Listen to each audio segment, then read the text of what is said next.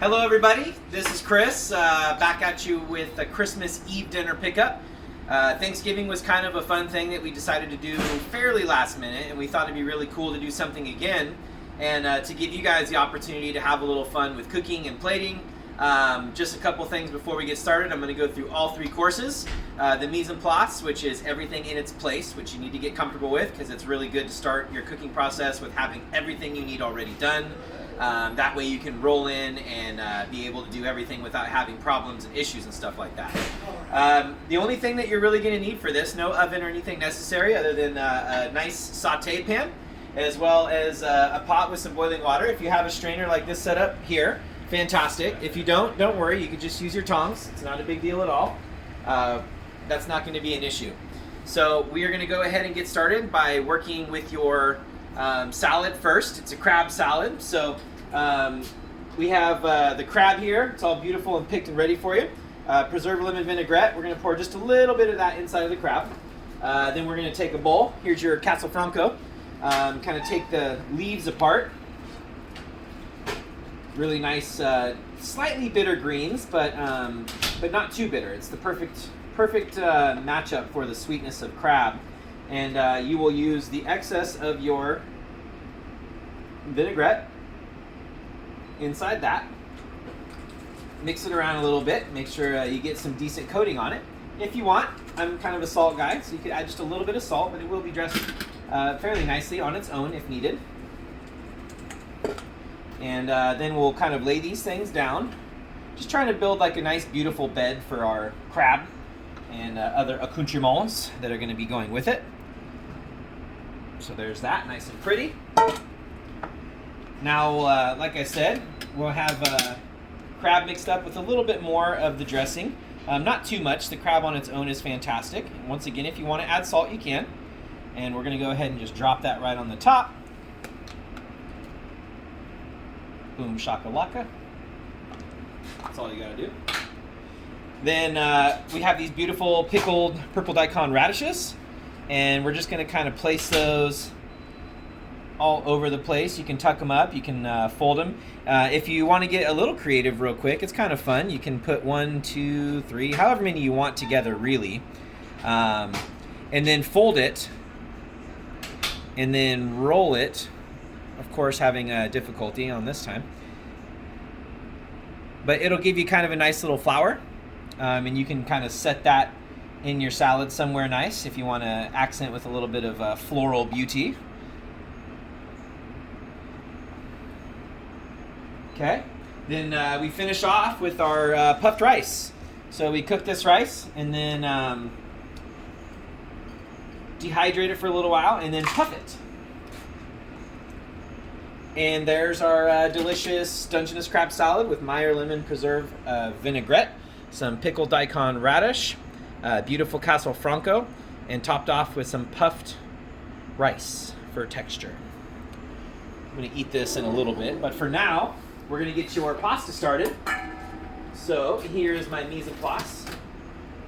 Fairly quick. I'm going to run into the back and grab a little mini strainer, but if you don't have one, I'll show you a cool thing for that.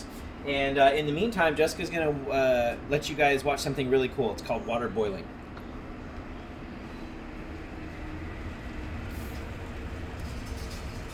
Isn't it cool? It's boiling.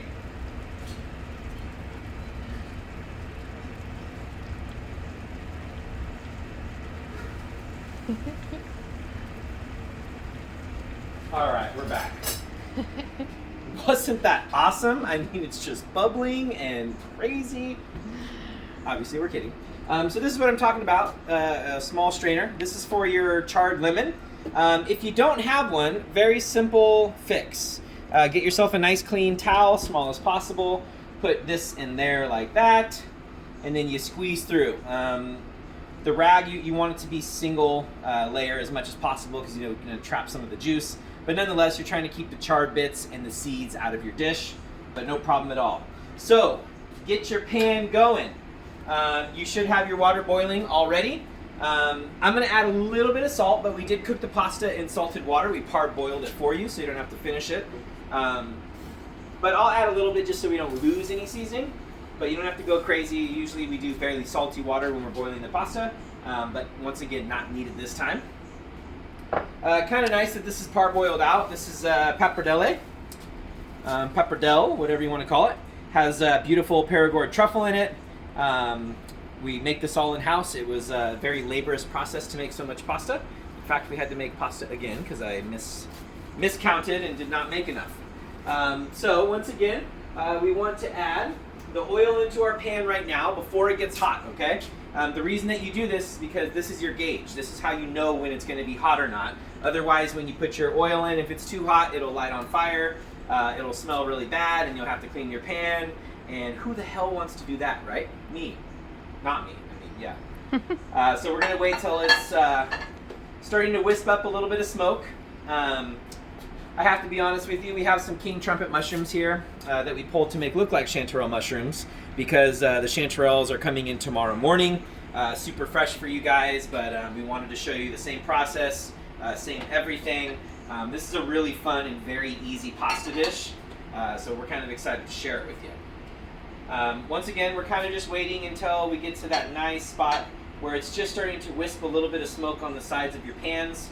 If it gets too hot, just take it off the temperature or off the flame. But yeah, we're not quite there yet. You can tell how thin the oil's getting, so that's meaning it's getting hotter and hotter. And now we see little wisps. It's not smoky yet, but it's like light fumes coming off there. So that's when we put in our mushrooms. Okay. We're going to start building right now on our seasoning for the pasta. Go light, don't go heavy. One thing I can highly suggest is never try to pour salt out of a container. Always put it in your fingers so you can have good control. But what we're looking for here is some nice color. As you can see, some of them have some really nice color on there. At this point in time, we are going to go ahead and throw in our Tokyo turnips. These have been roasted in the wood fire, but now we're just going to give them a light sear.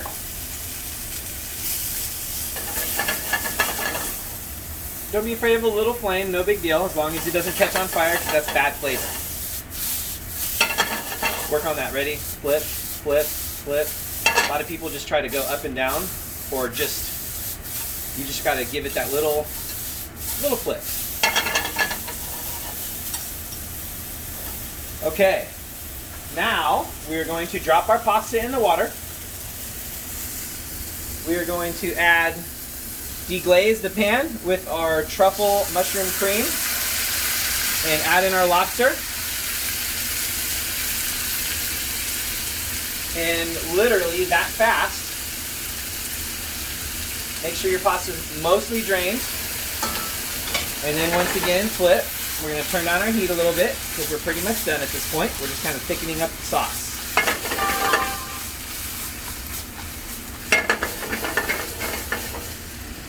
So it's beautiful, a little bit of reduction on there. Now we're going to go ahead and give that nice charred lemon. You have 1 per 2 orders. So if you're a single person, don't use all of it, just use some of it. Or if you like a lot of acidity in your pasta, then by all means, go for it. And one thing that we got to do, taste, right? Give a little of your sauce. Really good. On the last video, I tasted something, and I was like, oh, I wonder if people actually taste their food on these cooking shows. I think they do. This is really tasty. I'm going to add just a pinch of salt. It's high in acidity, so to balance that out, we're just going to give it just a little smidge of salt over the top. Give a little more tosses. Bellissimo. And as you can see, there's not tons of sauce. It's nicely adhered to the pasta noodles. And of course we have all the other beautiful things in there. Now we'll go ahead and grab our bowl.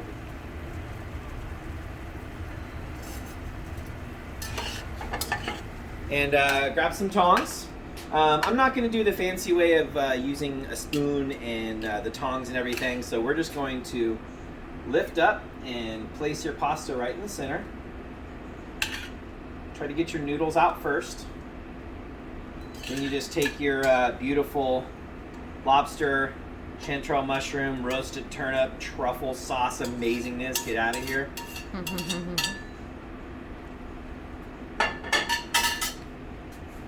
A little wipe on the plate, of course. And I think maybe we're actually going to change the game plan and send you guys with a little something green. So I'm going to go grab that real quick.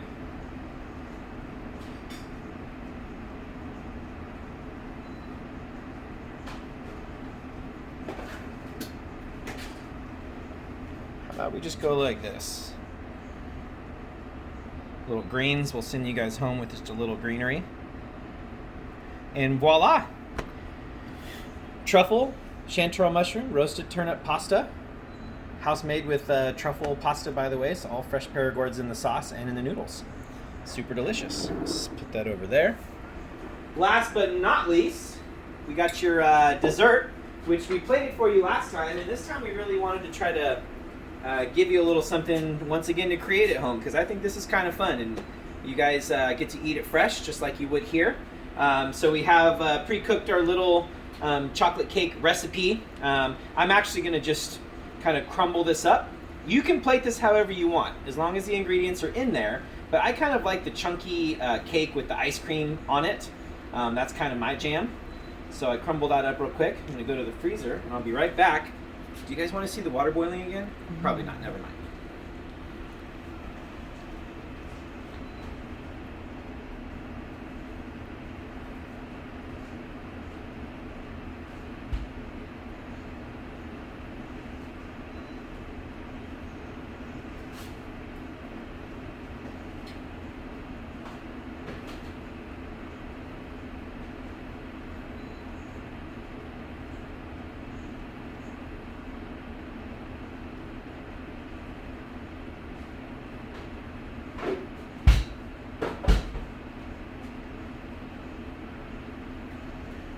Are you still there? Okay. So there's our ice cream. You're gonna have these nice little things. Get those in the freezer when you get home. We'll tell you that when you pick up, but just so you know, you got to do that because ice cream melts. So I just learned about this too. It's crazy new stuff. All right, so we'll grab a little spoon, and you guys will have a nice little whipped cream, peppermint whipped cream. And drop that on the side. Little peppermint bark, put that right on there. Vanilla caramel sauce all over the top. And once again, boom shakalaka. That's all you got to do. All right, so as you can see, delicious full meal prepared in literally minutes. All the hard work's been done by our teams. And real quick, just wanted to say from our family to yours, and not just my wife, our beautiful children, Emily, Walker, and Weston, but from Sean and Holly and Justin and Amanda and Harry.